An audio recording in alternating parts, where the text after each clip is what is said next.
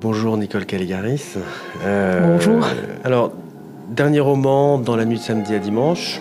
Enfin, un roman. Non, ça n'est pas un roman d'ailleurs, c'est un recueil de nouvelles. Pas tout à fait non plus. Ni l'un ni l'autre. Un intermédiaire. Un hybride entre le roman et le recueil. Bon.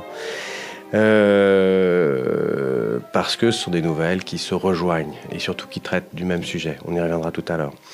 Vous avez écrit des romans, du théâtre, des textes au statut moins facile à définir, comme celui que vous avez écrit autour de Mervyn Peake, Tomball Cross. Et d'ailleurs, qui est assez intéressant parce que, comme dans beaucoup de vos écrits, c'est une enquête qui finalement reste relativement énigmatique à la fin.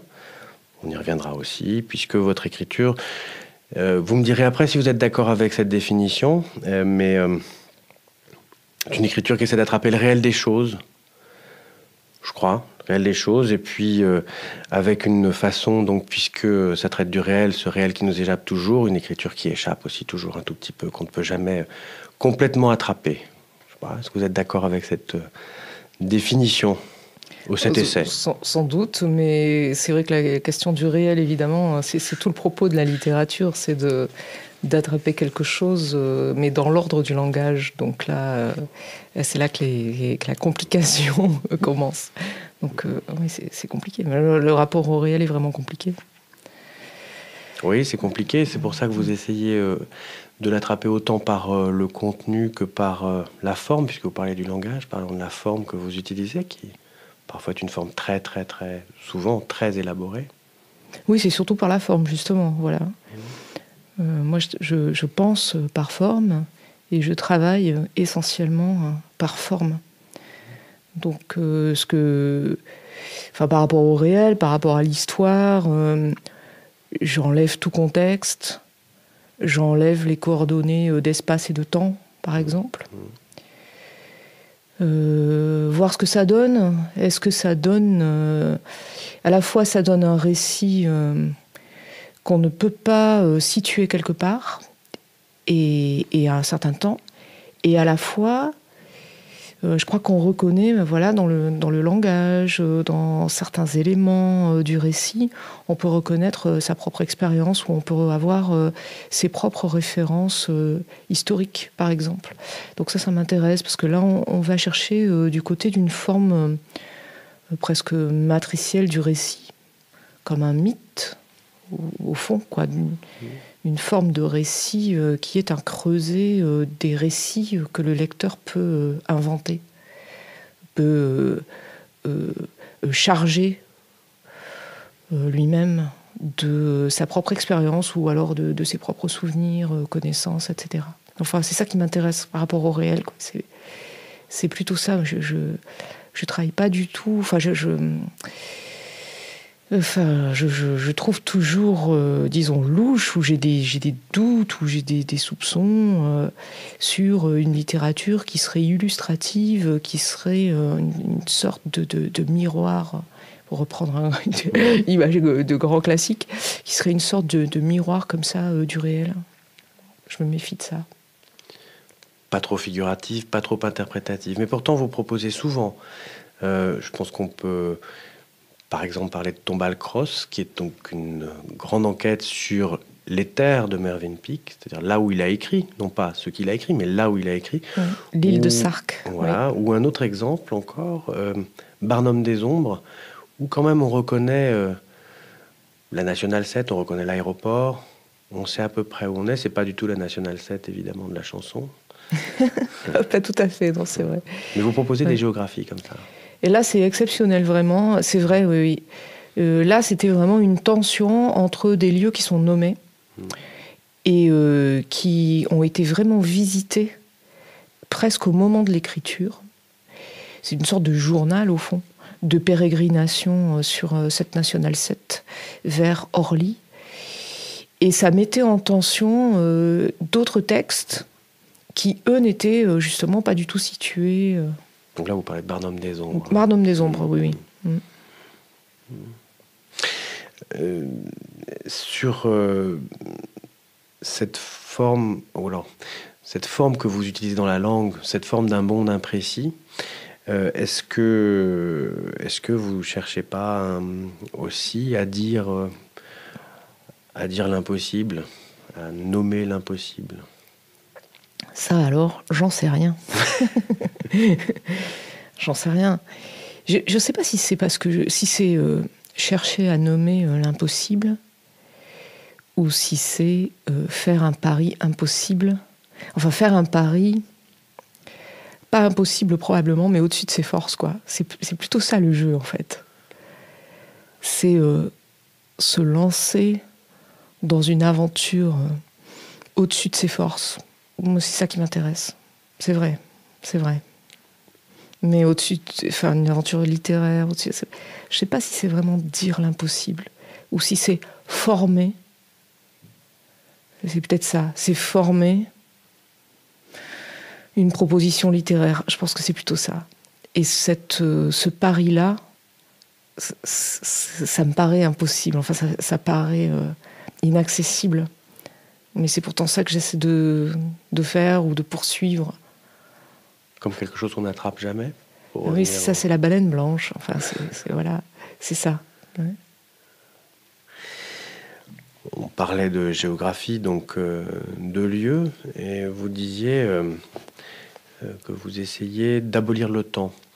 En effet, souvent, dans votre écriture, et c'est très vrai dans la nuit de samedi à dimanche également, vous, sans abolir forcément le temps, en tout cas, vous faites entrer en collision différents moments logiques. C'est-à-dire que on a... le présent, le moment de la cause, le moment de la conséquence, mais pas forcément dans l'ordre attendu. Pourquoi est-ce que vous bousculez les catégories du temps comme ça? Oui, alors là, c'est vraiment précisément le point même qui m'intéresse et qui est vraiment l'espèce de moteur de justement ce que je cherche un peu à attraper. Pourquoi? Alors là, ça aussi, c'est une sacrée question. Pourquoi? Je ne sais pas si j'ai quelque chose à répondre là-dessus, mais ce qui m'intéresse là-dedans, c'est d'ouvrir les grilles imaginaires, les miennes d'ailleurs, premièrement, et aussi peut-être celles des lecteurs de mon temps. C'est-à-dire de pas d'essayer de sortir d'une certaine représentation, mais même logique, du monde. Et en particulier, de sortir d'un temps représenté exclusivement comme vectoriel dans le récit, et qui donc induit constamment une même logique, justement, d'enchaînement de cause à conséquence. Et donc toujours une logique d'explication. Moi, je cherche autre chose. Je cherche une autre logique. Je pense qu'on peut essayer de configurer notre représentation de notre expérience différemment. On peut essayer peut-être de sortir de la ligne vectorielle et d'aller trouver un temps qui soit beaucoup plus relatif, qui soit inscrit dans ses propres dynamiques, qui se modifie par boucle, un temps qui revienne en arrière se nourrir. Voilà, tout ça, c'est des formes logiques qu'on peut très bien imaginer. Et la littérature peut se permettre ça. Elle a vraiment la liberté de se permettre ça. Donc la liberté de se permettre de ne pas raconter une histoire qui commence à un endroit, se termine à un autre, comme un conte, donc qui en quelque sorte remplirait l'imaginaire du lecteur, qui n'aurait plus à exercer finalement son libre arbitre imaginaire ou quelque chose comme ça. Oui, je ne sais même pas si ce serait une question de libre arbitre, mais c'est plutôt une question de boulot, quoi. Allez, moi je trouve que c'est le lecteur qui crée le texte. au sens où un comédien crée une œuvre sur scène, ou un interprète crée un opéra. Et le lecteur crée le texte. Le texte n'existe pas sans le lecteur. Le texte n'est que mon rêve sans le lecteur, et mon rêve, c'est pas le texte, c'est antérieur au texte. Donc il y a pas grand-chose si on enlève la création, l'invention du lecteur. Et ça, pour moi, c'est un travail, quoi. C'est-à-dire, moi, au sens le plus basique du mot travail. Je ne veux pas dire que ce soit pénible nécessairement, hein, mais oui, quoi. Oui, il faut se mouiller, faut y aller, faut peut-être chercher, je sais pas, faut explorer, surtout, faut explorer. Donc, oui, oui. Vous rassurez, c'est pas du tout pénible de lire vos livres. Au contraire. Bon.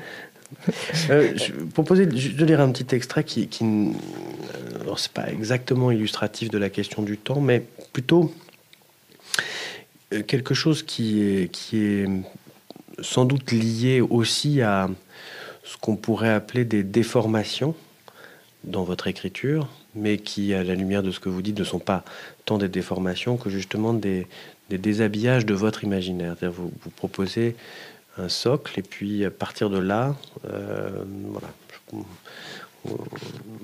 on va prendre cet extrait qui cette fois s'exerce sur beaucoup plus que sur le temps, sur la perception, sur ce qu'on voit simplement. C'est dans l'un des passages, l'une des parties de Dans la nuit de samedi à dimanche, la partie qui s'appelle Opening Night. Alors quelque chose encerclait le quartier, c'était vrai. Les bâtiments étaient massifs, plus que d'habitude. Leurs angles curieusement épais prenaient l'espace en tenaille et changeaient toutes les proportions. L'obscurité se tenait au ras des maisons et à l'intérieur des chambres. Par les fenêtres ouvertes, c'était un trou sans rêve où les dormeurs, profondément enfoncés, ne respiraient pas. César montait. Je vis sortir du virage, au pas de course, un bataillon de silhouettes. César ne leva pas les bras, il ébaucha un demi-tour. Mais revenir sur ses pas est une chose impossible, et il se mit à courir. Dans le silence absolu du quartier en apnée, un pétard fit une trouée ridicule, et je vis couler César pour la dernière fois. Alors voilà, ça me paraît être un passage où vous utilisez sans doute une représentation, une image, quelque chose, mais vous lui donnez tout un tas d'angles qui le font entrer presque dans l'univers du fantastique. C'est-à-dire que vous déformez ou vous enlevez la forme telle qu'on pourrait la voir pour laisser la place à des vides peut-être, parce qu'on ne comprend pas nécessairement très très bien ce qu'on voit ni ce qu'il se passe finalement, et on va utiliser ce support que vous proposez. J'essaie de trouver ma liberté. Ça, c'est la ligne, la base continue et toute ma difficulté. J'essaie de trouver ma liberté. Alors, il y a plein de choses qui viennent entraver cette liberté. Et justement, il y a essentiellement des formes préconstruites, des formes qu'on utilise par raccourci, et puis qu'on va reconnaître très vite. Bon, voilà, les maisons sont comme ci, la lumière est comme ça, etc. Ça m'enferme en réalité. Alors, peut-être, par exemple, dans ce passage-là, je sais pas trop bien, c'est évidemment, je suis sans doute la dernière personne à pouvoir commenter mon propre texte, mais peut-être on pourrait imaginer de dire la chose suivante. Peut-être que ce qui se passe dans ce passage-là, au niveau simplement de la description, du travail de description, c'est que peut-être que le texte s'accorde plusieurs niveaux. Donc il y a une description qu'on pourrait presque appeler de surface, où il y a une certaine obscurité, on peut visualiser peut-être l'obscurité, un quartier de ville obscur, etc. Il y a les mouvements du personnage, on peut peut-être les visualiser. Voilà, ça c'est un premier niveau de description. Et puis, de la même manière que les fenêtres des maisons sont ouvertes sur du noir, j'entre dans des trous qui me permettent, au lieu de continuer une description concrète, de donner des éléments de sens. Et donc je quitte la description concrète et j'essaie peut-être d'exprimer le sens que certaines images peuvent avoir pour moi. Donc je donne pas nécessairement les images, mais je donne le sens des images. Et donc on change de niveau là, de description. Et le travail visuel, sensible, etc., plutôt concret, vient se croiser avec quelque chose qui est plus une évocation du sens. Peut-être que c'est dans ces directions-là que je travaille parfois. Sans le projeter. Moi je travaille l'écriture, donc évidemment je projette rien de tout ça pendant que j'écris. Mais peut-être a posteriori, on peut essayer d'imaginer quelque chose comme ça. Pour vous défendre une représentation trop fermée, en quelque sorte. Ce que vous appelez cette liberté, c'est... Oui, on est dans une pièce, il y a des murs, ils sont lambrissés de bois. Moi, ça m'intéresse de changer ça, je sais pas, d'ouvrir ces murs d'une manière ou d'une autre. Et d'aller trouver une autre intensité, parce que c'est ça, je cherche ma liberté parce que je cherche l'intensité. Je m'en fiche, moi, que cette pièce soit comme ci, comme ça, de telle dimension et lambrissée de bois. Ce qui m'intéresse, c'est où est l'intensité dans ce que je peux dire de cette pièce. Et donc, quel sens, non pas anecdotique, mais quel sens nécessaire, voilà, quel sens nécessaire ça peut avoir que de décrire cette pièce. Moi, si je peux m'en passer, je m'en passe, vous voyez. On avance, on va plus vite, on va ailleurs.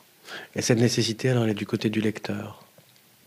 Non, enfin, elle doit être du côté du lecteur, mais après, c'est à lui de saisir dans le texte à propre patte. On lit pas tout ce que j'ai écrit, je crois. C'est ça, justement, qui est intéressant dans la lecture, dans le dialogue entre un lecteur et un texte. Non nécessaire pour moi, parce que c'est juste pour moi d'écrire ça. Moi, je me pose la question de la nécessité au plan de l'écriture, parce que c'est ça que je fais. Comme un musicien, il va se poser la question de la nécessité de la note, peut-être, parce que c'est ça qu'il fait, mais il va se la poser en relation avec la musique, il va pas se la poser en relation avec l'auditeur, parce que sinon on baisse tout. Moi, je me pose la nécessité de ce que je fais en relation avec la littérature ou avec la liberté.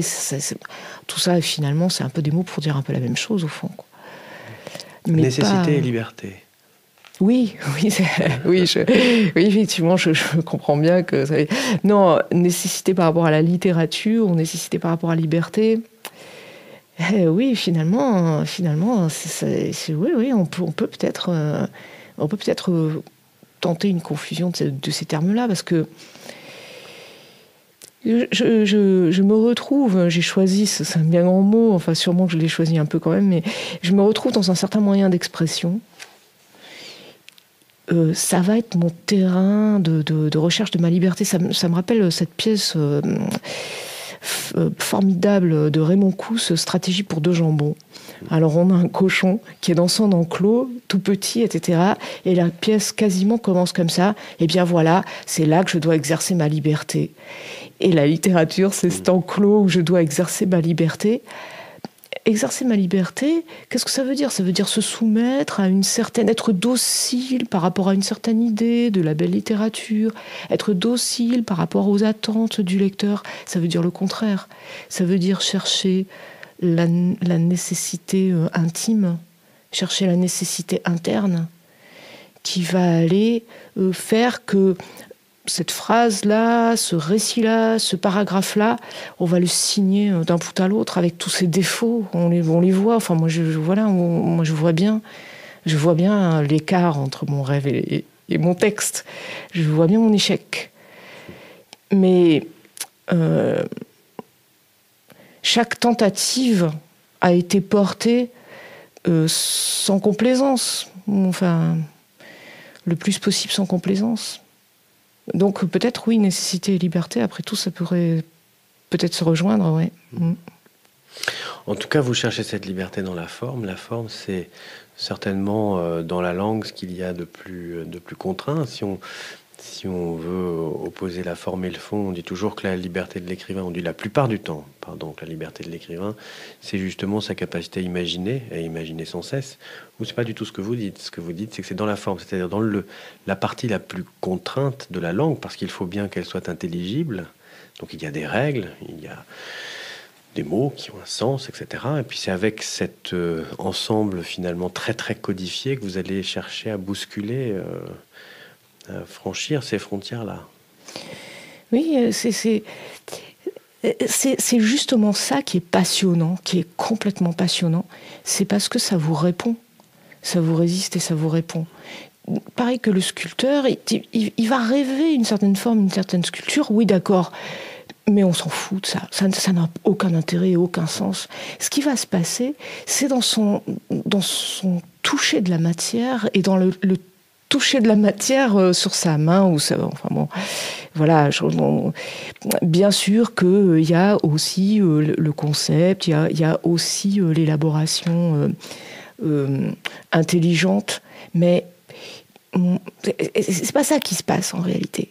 Ce qui se passe en réalité, c'est que quelque chose de résistant répond, et c'est là où justement il y a la nécessité de cette de ne pas être docile vis-à-vis de son intention, vis-à-vis de son projet de départ, parce que ça n'a aucun intérêt. Ce qui est intéressant, c'est mais d'accord, ça veut pas aller par là, mais où ça va alors? Qu'est-ce qui se passe dans la langue qui nourrissent le récit, qui fait le récit. C'est ça, en fait. Moi, j'ai l'impression, mais évidemment, c'est une illusion, bien entendu, mais voilà, ça se passe comme ça, l'expérience, c'est l'illusion d'écouter le texte, de lire le texte en train de se faire. Et c'est beaucoup plus intéressant, parce que ça sort pas que de mon citron, ça sort du tissu collectif.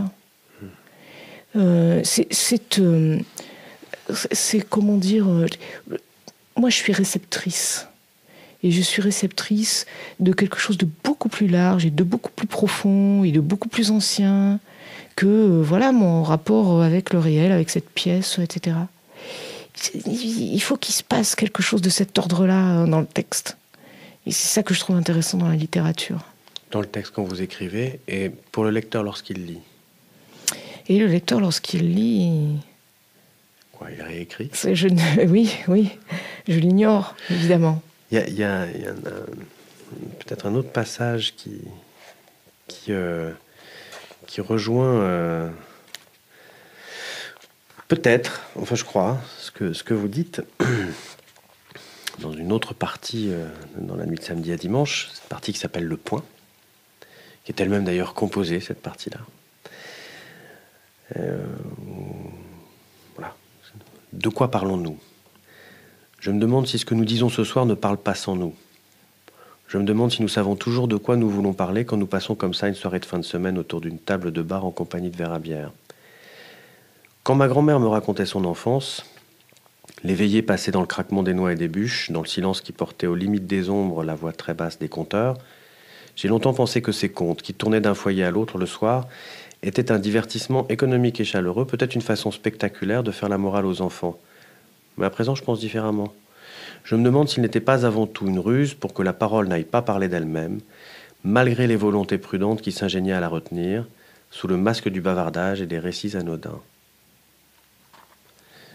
Où ce qui est dit n'est pas ce qui se dit, quelque chose comme ça, ou n'est pas seulement ce qui se dit, parce que ce qui est dit raconte bien une histoire, il s'agit de contes, pourquoi pas même vous l'évoquez, enfin le personnage en l'occurrence l'évoque, une espèce de morale, quelque chose qui garderait un ordre justement bien établi, un ordre là pour le coup pas libre, mais que derrière cet agencement, c'est la parole qu'on retient, c'est la parole qu'on empêche de se livrer, et c'est par contre toute votre tentative justement, tout ce que vous disiez là. C'est encore le point, c'est vraiment encore une fois vraiment le point névralgique.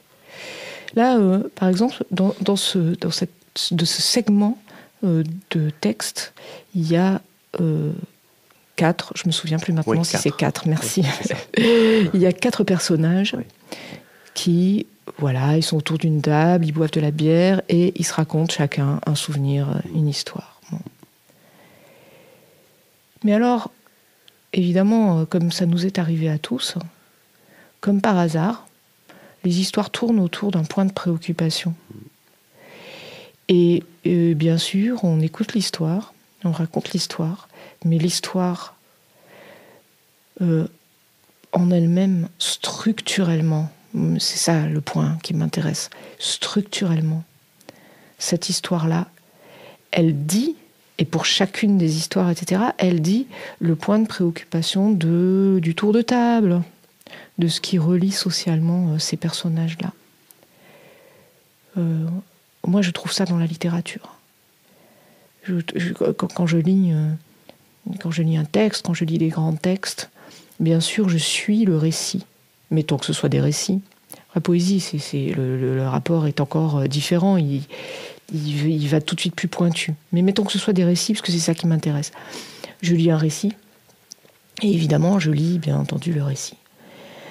Mais ce que je lis aussi, c'est l'expérience même de l'écriture de ce récit.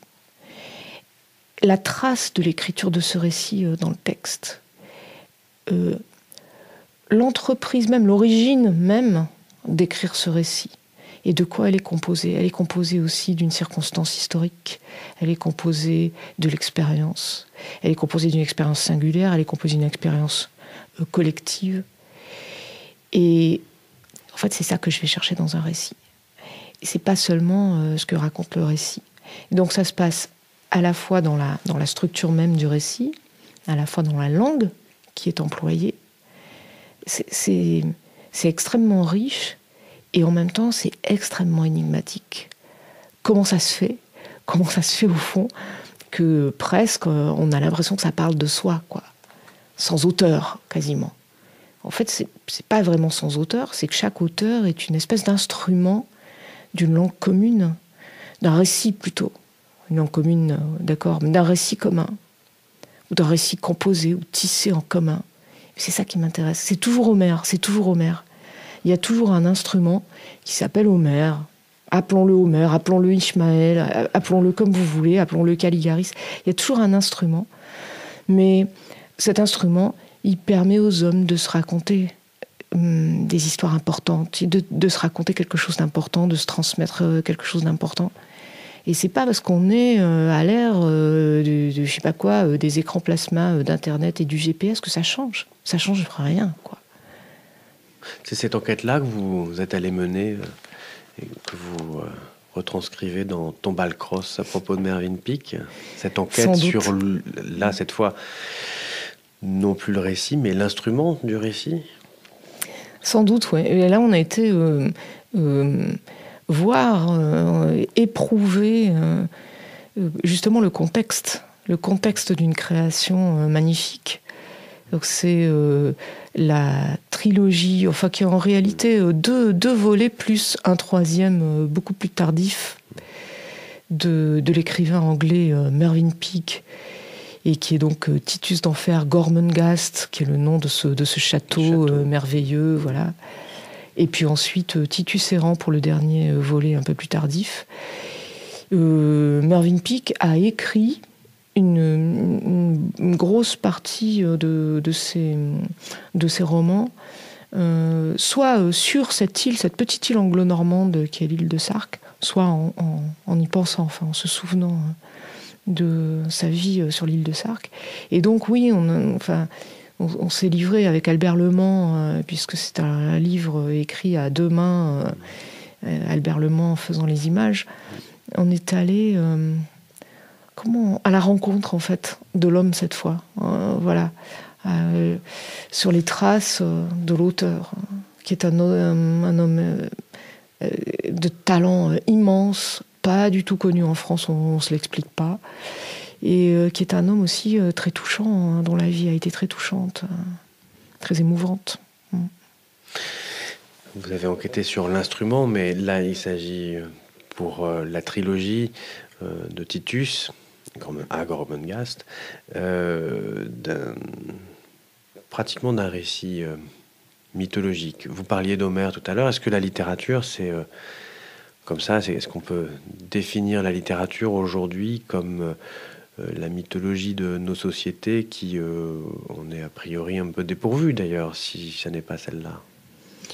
Oui, pour moi, la littérature à la base, c'est ça, c'est comme une mythologie. Sauf que là, ce qui est aussi assez passionnant, je dois dire, c'est que alors ouais, là il faut prendre des précautions en parlant, mais oui, quand même, disons communément, voilà, disons de façon standard et communément, nous sommes désormais coupés, voilà, il faudrait prendre plus de précautions avec les mots, du sacré.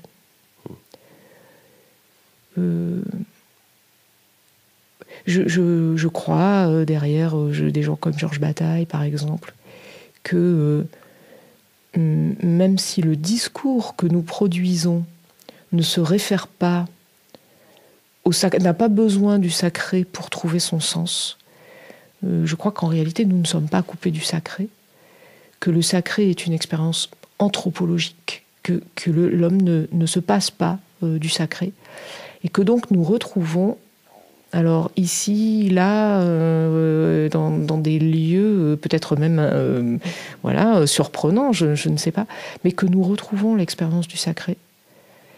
Et je dois dire que la littérature, pour moi, c'est un sanctuaire, c'est de l'ordre aussi du sacré, oui, complètement.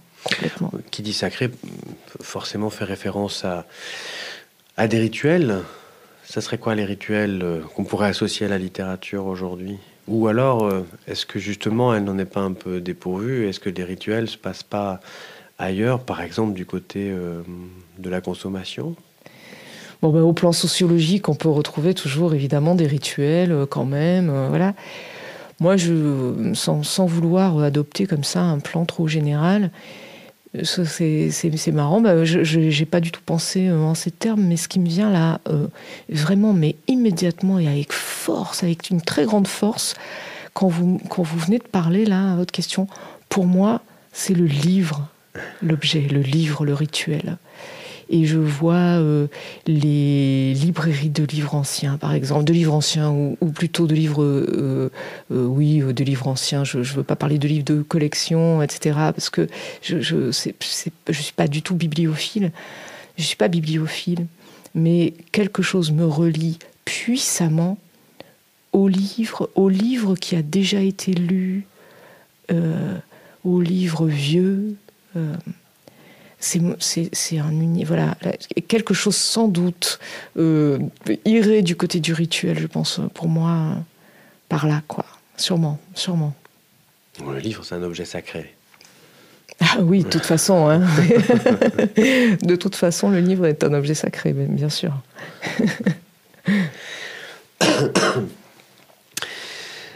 Parlons de ce projet particulier qui a donné naissance à votre dernier ouvrage, Dans la nuit de samedi à dimanche. Alors,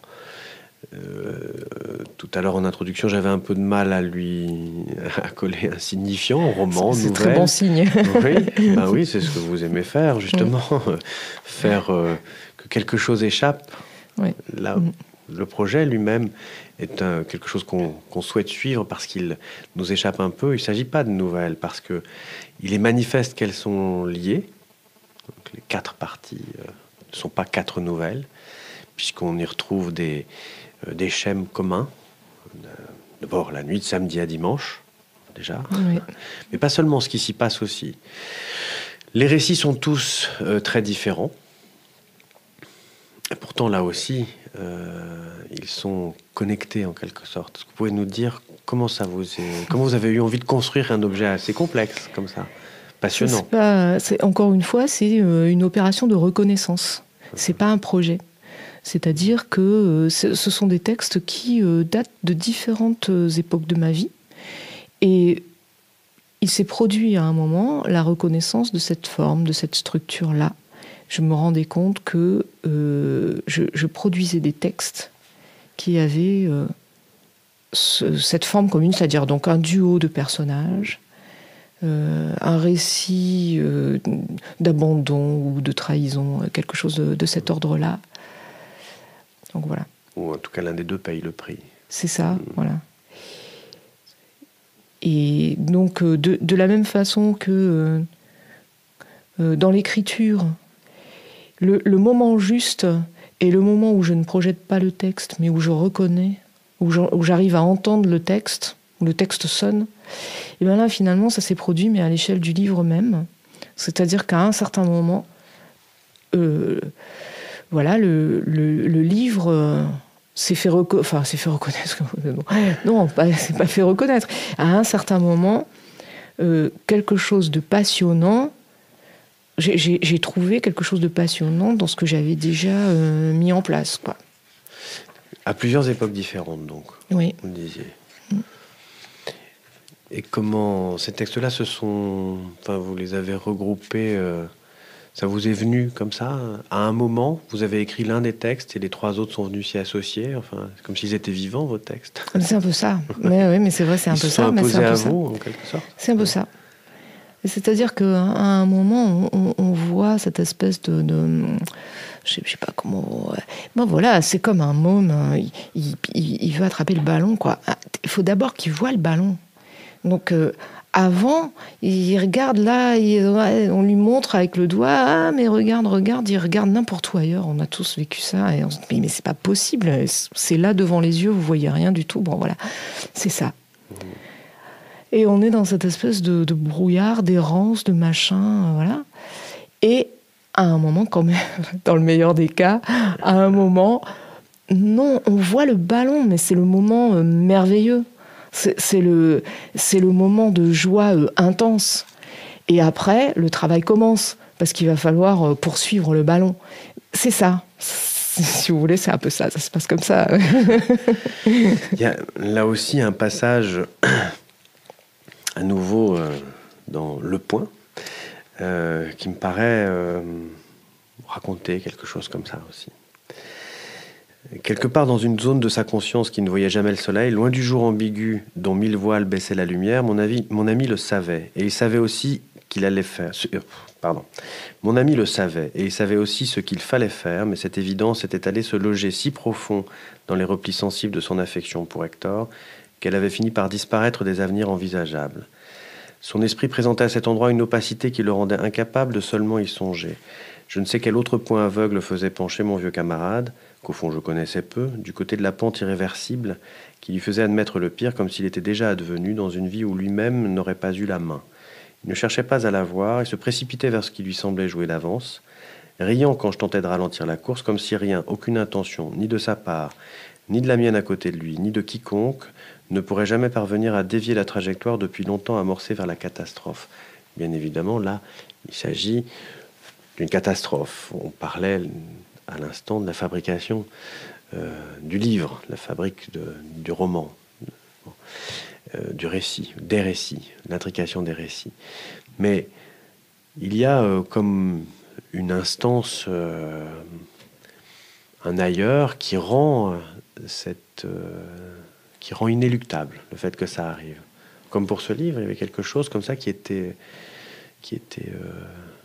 surdéterminé, enfin, qui n'est pas parce que vous en parliez comme autre chose que une détermination autre que celle de votre volonté, quoi. Non, c'est quand même pas la voix de Dieu, hein. Non, pas du tout. Non, c'est pas comme ça que je vois les choses. Je pensais plutôt c'est quand même... Je pensais plutôt à quelque chose qui a des motifs qui se répètent et qui s'associent à un moment, pas forcément à Dieu, non.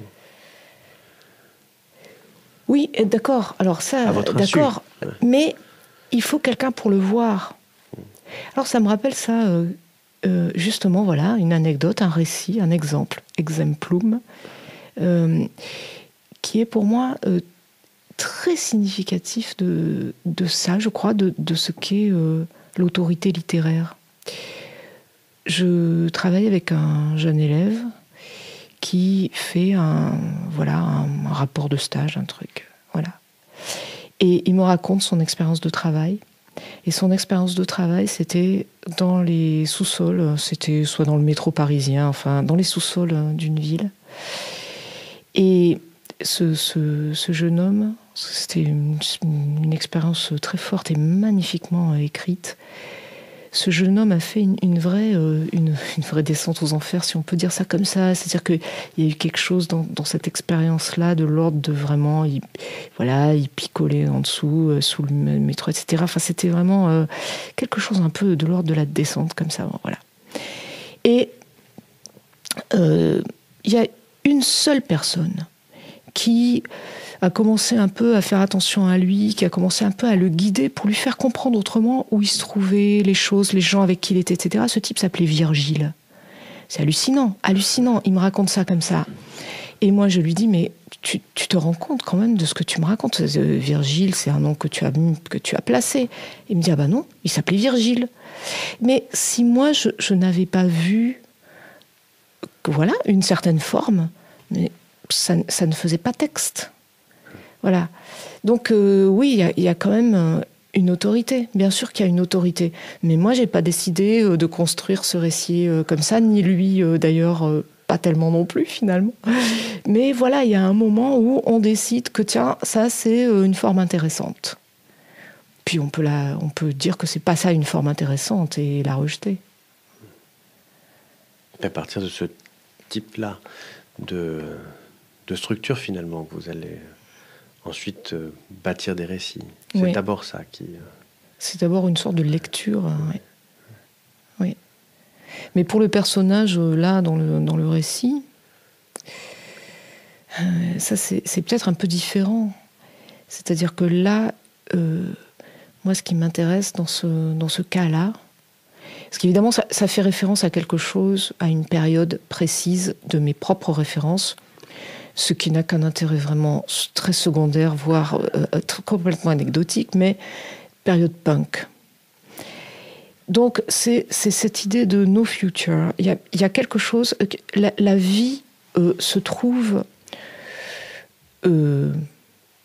arrêtée par un mur. C'est pas du tout un avenir, c'est un arrêt. C'est une fin. Le terme est posé, en idée, quelquefois en acte d'ailleurs, mais bon. Ce qui m'intéresse essentiellement, c'est quand même l'idée. Le terme est posé. Si le terme est posé, ça bouleverse complètement notre lecture de notre expérience par rapport au temps. Donc si le terme est posé, par exemple, un auteur québécois, Hubert Aquin, avait posé le terme de son existence. Très tôt d'ailleurs, et d'ailleurs il l'a accompli, il s'est suicidé à un certain âge, etc. Mais très tôt il a posé le terme de son existence, ce qui fait que ces récits, ces romans, ces personnages sont construits avec cette idée de regard rétrospectif, cette idée que de toute façon les choses sont révolues, même si elles n'ont pas été vécues, elles sont déjà révolues, parce que le terme est posé. Ça nous fait entrer dans une autre idée du temps. C'est ça aussi qui m'intéresse. Oui. Ce qui bouleverse les enchaînements rassurants, causes-conséquences, finalement. Exactement. Parce que vous cherchez dans votre texte à dénicher quoi, l'angoisse du terme, à la dénicher, ou du moins à en explorer... l'efficience, quelque chose comme ça. Non, je crois pas. Franchement, très honnêtement, non, vraiment pas. Qu'est-ce que je cherche dans mes textes ? Allez savoir ce que je cherche dans mes textes. Le bonhomme. Je cherche le bonhomme. Oui, je cherche le bonhomme, c'est vrai. Le bonhomme, c'est-à-dire cette espèce de bonhomme comme dessinent les enfants, et aussi le bonhomme au sens les tripes du bonhomme humain. Et historique aussi, même si je mets pas de contexte ou quoi, du bonhomme humain dans une société, dans une certaine société. Face à l'épreuve par excellence, alors, le terme, c'est quoi le terme ? C'est la place de la vérité ? Non, non, non, certainement pas. Je ne sais pas, non. Non, là, c'était pas... comment dire, il n'y a pas de terme en soi. En fait, là, c'était vraiment une question logique. Vous savez, moi, je suis très froide et il n'y a pas de... Donc, moi, ce qui m'intéresse, c'est les questions logiques. Donc, si vous arrêtez les choses à une certaine... Enfin, si vous concevez qu'il y a un terme, quelle modification logique ça apporte. Voilà, c'est ça. Bon, après... non. Ce sont des termes forts, quand même.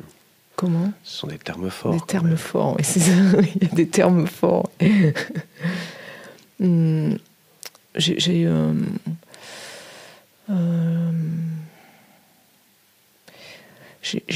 fait un... Ah oui, donc c'était Ernest Hello. J'essaie de retrouver l'idée de franchir le terme. C'est-à-dire, c'est ça, c'est Ernest Hello qui rappelle les mots sont des termes. Et peut-être que toute la pathétique ambition de la littérature, qui ne peut évidemment qu'échouer, c'est de faire que les mots ne soient pas des termes. Peut-être c'est ça le jeu. Ouais, une jolie conclusion. Merci Nicole. Merci à vous.